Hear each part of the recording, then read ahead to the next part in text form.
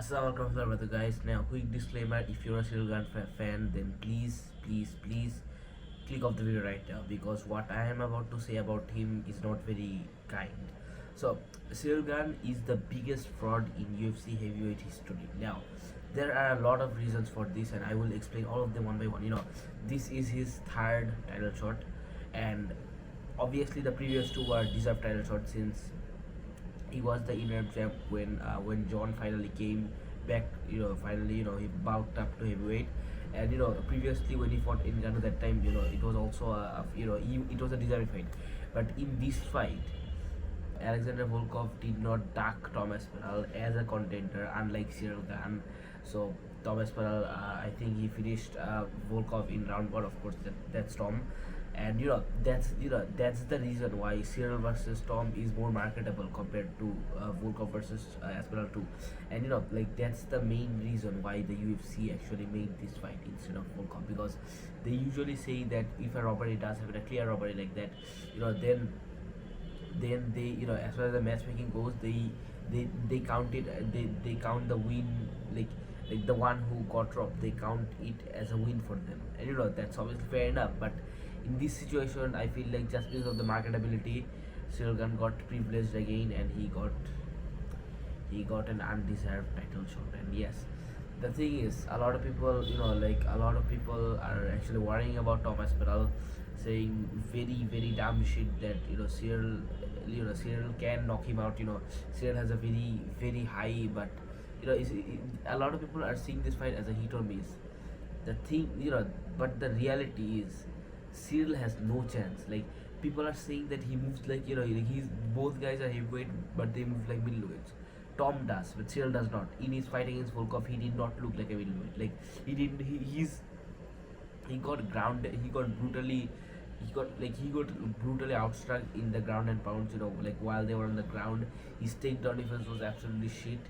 Like, he even his defense while they were on the feet, that was also shit. And I remember that fight very vividly because like, I was very excited. That was my first ever time seeing Ciryl Gane perform live, and I was like very excited. Like, all right, this is Ciryl Gane, right? This is what all the hype's about. But after seeing a robbery at that level, I was really sad because like Volkov, like poor Volkov, bro. And now he's having to face a very hungry up and comer in Gelton Almeida. But I think he can get through him, and the rematch, between Volkov and Aspinall will be, it will happen in in the first part of the next year. I would imagine. So the thing about Ciryl Gane is, right. That's one reason why he is in it, because he, why he's a fraud, because he did not deserve this title shot. Now, we already had a press conference for this fight, and it was only the main event, thankfully. Thankfully. Now, the thing is, right, Ciryl Gane, like, going to this fight, he's acting like so mysterious, so like he's acting like such a wise fighter, like after that, after the technical loss to Volkov, like he has evolved or some shit, like he has changed as a person. And like, this fight, his performance will be completely different. That's absolute dog shit. Like, he is thinking that he can get into the mind of Tom Aspinall, who is probably one of the most mentally strong UFC fighters, heavyweights that's ever been.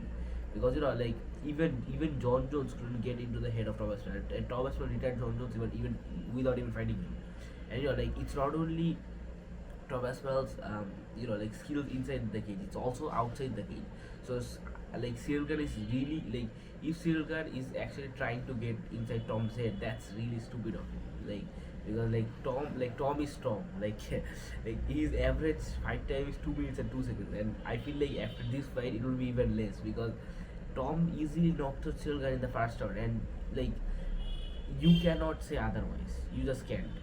And also, people are questioning Tom's cardio. Guess what? Tom Aspinall has been training all this time, ever since, not even ever since Jones versus Stipe. Even before that, from before that, ever since UFC 3 or 4, Tom is still hungry. He's still training, and even though it's been like 16 or 17 events ever since, still Tom is still training, and his cardio is obviously improving. Like, anyways, Ciryl Gane, absolute fraud.